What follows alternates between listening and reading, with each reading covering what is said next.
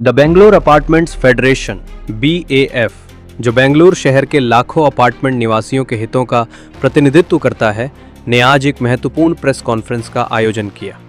इस प्रेस वार्ता का मुख्य उद्देश्य शहर में बढ़ती नागरिक समस्याओं और प्रशासनिक चुनौतियों के बारे में विस्तृत जानकारी साझा करना था, जिससे आम जनता और अपार्टमेंट समुदाय दोनों प्रभावित हो रहे हैं। प्रेस कॉन्फ्रेंस में BAF के पदाधिकारियों ने बताया कि बेंगलुरु में तेजी से बढ़ती जनसंख्या, अव्यवस्थित शहरी विकास और बुनियादी ढांचे पर पड़ रहे अत्यधिक दबाव के कारण कई गंभीर समस्याएं सामने आ रही हैं।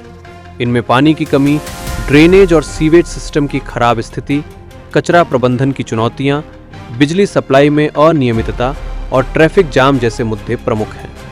फेडरेशन ने बताया कि अपार्टमेंट निवासियों को सबसे अधिक प्रभावित करने वाली समस्या जल आपूर्ति की असंतुलित व्यवस्था है। कुछ क्षेत्रों में पानी की भारी कमी है, जबकि कई अपार्टमेंट्स को प्राइवेट टैंकरों पर निर्भर रहना पड़ रहा है। ಸರ್, ಈಗೇನಾಗಿದೆ ಅಂತಂತಂದ್ರೆ ಇವಾಗ ಅಪಾರ್ಟ್ಮೆಂಟ್ಸ್ ಎಲ್ಲ ನಡೀತಾ ಇರೋದು ಸುಮಾರು 50 ವರ್ಷದ ಹಿಂದಿನ ಕಾನೂನಲ್ಲಿ. ಅದ 50 ವರ್ಷದ ಹಿಂದೆ ಇರುವಂತ ಆಕ್ಟ್ ಏನಿದೆ ಅಥವಾ ಲಾ ಏನಿದೆ ಅದು ಇವತ್ತಿಗೂ ಅಪ್ಲಿಕಬಲ್ ಆಗಿದೆ. ಬೆಂಗಳೂರಲ್ಲಾಗ್ಲಿ ಅಥವಾ ರಾಜ್ಯಾದ್ಯಂತ ಆಗ್ಲಿ, ಕರ್ನಾಟಕದ ಪೂರ್ತಿ ಆದ್ರೂ ಆಗ್ಲಿ. ನಮ್ಮ ವಿನಂತಿ ಇಷ್ಟೇ, 50 ವರ್ಷದಲ್ಲಿ ಲಾಸ್ಟ್ 50 ವರ್ಷದಲ್ಲಿ ಎಷ್ಟೊಂದು ಬದಲಾವಣೆಗಳಾಗಿದೆ. ಅಪಾರ್ಟ್ಮೆಂಟ್ ಅಲ್ಲಾಗ್ಲಿ ಅಥವಾ ಕಾನೂನಲ್ಲಾಗ್ಲಿ ಅಥವಾ ಒಂದು ಅಪಾರ್ಟ್ಮೆಂಟ್ ಅಂತಿದ್ದಾಗ ಮೇಂಟೆನೆನ್ಸ್ ಆಗಲಿ ಹೇಗೆ ನಡಿಬೇಕು, ಅದೆಲ್ಲದಕ್ಕಿಂತ ಮುಖ್ಯವಾಗಿ ಏನಾಗಿದೆ ಅಂತಂತಂದ್ರೆ ನಾವು ಕೋಟ್ಯಂತರ ರೂಪಾಯಿ ದುಡ್ಡು ಕಟ್ಟಿ ಒಂದು ಅಪಾರ್ಟ್ಮೆಂಟ್ ಕಟ್ಕೊಂಡು ತಗೊಂತೀವಿ. ಕೊನೆಗೆ ಅದ್ರ ಸಂಪೂರ್ಣ ಹಕ್ಕು, ಆ ಜಮೀನ್ ಏನಿದೆ ಅದ್ರ ಹಕ್ಕು ನಮ್ಗಿರಲ್ಲ. ಈ ಥರದ್ದು ಪ್ರಮುಖವಾದ ಅಂಶಗಳಾಗಿರ್ಬೋದು, ಅಥವಾ ಒಂದು ಅಪಾರ್ಟ್ಮೆಂಟ್ನ ಹೇಗೆ ನಡೆಸಬೇಕು ಅನ್ನೋದಕ್ಕಾಗ್ಲಿ ಇದೇ ಕಾನೂನು ಅನ್ನೋದು ಎಲ್ಲೂ ಬರ್ದಿಲ್ಲ.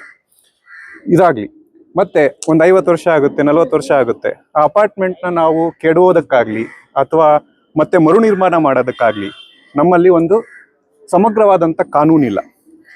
ಎಲ್ಲ ಇಟ್ಕೊಂಡು ಸುಮಾರು 2 ವರ್ಷದಿಂದ ನಾವು ಬಾಫ್ ಅಂತ ಏನಿದ್ದೀವಿ, ಬೆಂಗಳೂರು ಅಪಾರ್ಟ್ಮೆಂಟ್ ಫೆಡರೇಷನ್ ಅಂತೇಳಿ, ಅಲ್ಲಿಯದ ಅಧಿಕಾರಿಗಳಿಲ್ಲ, ಅಲ್ಲಿಯದ ರಾಜಕಾರಣಿಗಳಿಲ್ಲ, ಮಂತ್ರಿಗಳಿಲ್ಲ, ಎಲ್ಲರನ್ನೂ ಸುಮಾರು 2 ವರ್ಷದಿಂದ ನಾವು ಒಂದು ಸಮಗ್ರವಾದ ಒಂದು ಕಾನೂನು ತನ್ರಿ. 50 ವರ್ಷದ ಹಿಂದಿನ ಕಾನೂನು ಏನಿದೆ ಅದು ಇವತ್ತಿಗೆ ಅಪ್ಲಿಕಬಲ್ ಇಲ್ಲ, ಇವತ್ತಿಗೆ ಅದು ಅನ್ವಯ ಆಗ್ತಿಲ್ಲ.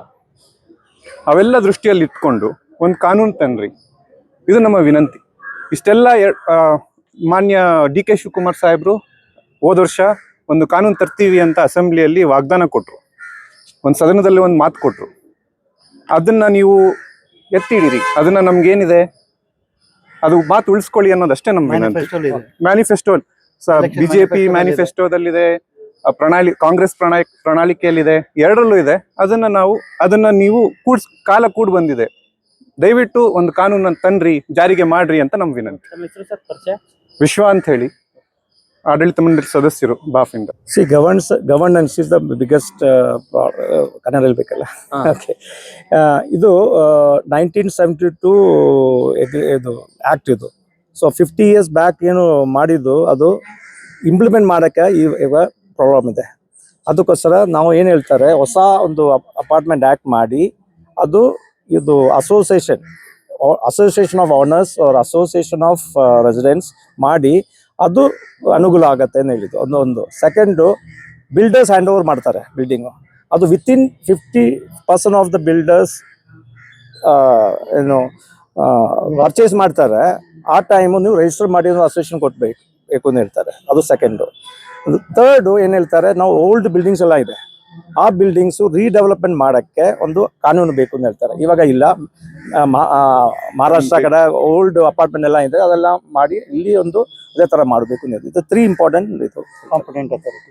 ಸರ್, ಬೇರೆ ವಿಚಾರ ಒಂದು, ಈ ಅಪಾರ್ಟ್ಮೆಂಟ್ಗಳಿಗೆ GB ಅವರು ನೋಟಿಸ್ ಕೊಡ್ತಾ ಇದ್ದಾರೆ, ಲಕ್ಷಾಂತರ ನೋಟಿಸ್ ಕೊಟ್ಟಿದ್ದಾರೆ. ಪ್ರಮುಖವಾಗಿ ಅವರ ಈ ಖಾತೆ ಮಾಡಿಸ್ಬೇಕಾದ್ರೆ ನೈಜ ಅಳತೆಯನ್ನು ಕೊಟ್ಟಿಲ್ಲ, ಸುಳ್ಳು ಅಳತೆಯನ್ನು ಕೊಟ್ಟು ಅವರಿಗೆ ಈ ಖಾತೆ ಮಾಡಿಸ್ಕೊಳ್ತಾ ಇದ್ದಾರೆ.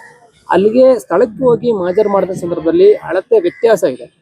ದಂಡ, ತೆರಿಗೆ ಮತ್ತೆ ಬಾಕಿ ತೆರಿಗೆ ಮೂರನ್ನು ಸೇರಿಸಿ ಹಾಕ್ತಾ ಇದ್ದಾರೆ.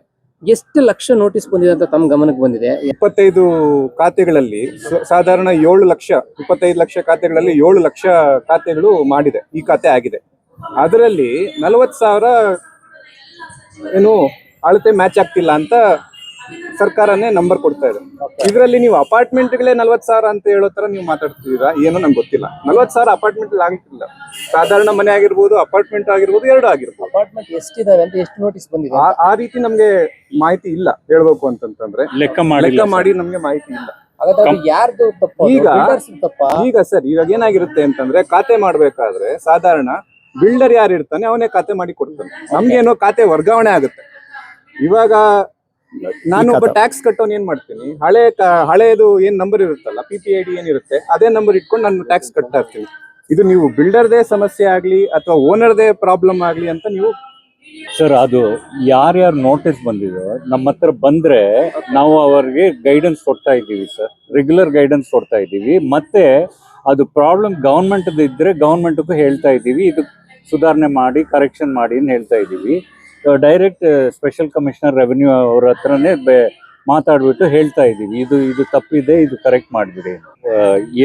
ಎರಡು ರೆಸ್ಪಾನ್ಸ್ ಇದೆ ಸರ್. ಒಂದು, ಫಸ್ಟ್ ಡಿಸೈನ್ ಅಲ್ಲೇ ಕರೆಕ್ಟ್ ಆಗಿ ಇರಬೇಕು ಸರ್. ಇದು ಚರಂಡಿ, ಇದು drainage water separate, fresh water separate, clearly segregation ಇರಬೇಕು. ಅದು ಡಿಸೈನ್ ಅಲ್ಲೇ ಇರಬೇಕು. ಅದು ಆನ್ ಗೋಯಿಂಗ್ ಮೇಂಟೆನೆನ್ಸ್ ಮಾಡಬೇಕು ಸರ್. ಅದಕ್ಕೆ ಟೆಕ್ನಿಷಿಯನ್, ಪ್ಲಂಬರ್ ಎಲ್ಲ ಇರಬೇಕು, ರೆಗ್ಯುಲರ್ಲಿ ನೋಡ್ಕೋಬೇಕು ಸರ್. ಅದು ಒಂದು. ಸೆಕೆಂಡ್, ಈ ಸಪೋಸ್ ಏನಾದರೂ ಪ್ರಾಬ್ಲಮ್ ಆದರೆ, ಪ್ರಾಬ್ಲಮ್ ಏನಾಗಿದೆ, ಹೆಂಗೆ ಆಗಿದೆ, ಏನು ರೀಸನ್ ಆಗಿದೆ, ಅದು ಇನ್ವೆಸ್ಟಿಗೇಟ್ ಮಾಡಿಬಿಟ್ಟು ಅದು ರಿಸಾಲ್ವ್ ಮಾಡಬೇಕು, ತತ್ಸಮಯ ಮಾಡಬೇಕು. ಮತ್ತು ಲಾಂಗ್ ಟರ್ಮ್ಗೆ ಏನೇನು ಮಾಡಬೇಕು ಅದು ಮಾಡಬೇಕು ಸರ್. ಅದಕ್ಕೆ ಟೆಕ್ನಿಕಲ್ ಸಪೋರ್ಟು, ಗೈಡೆನ್ಸ್ ಎಲ್ಲ ಬ್ಯಾಕ್ ಕೊಡ್ತಾ ಇದೆ, ಕಂಟಿನ್ಯೂ ಕೊಡ್ತೀವಿ ಸರ್ ನಾವು.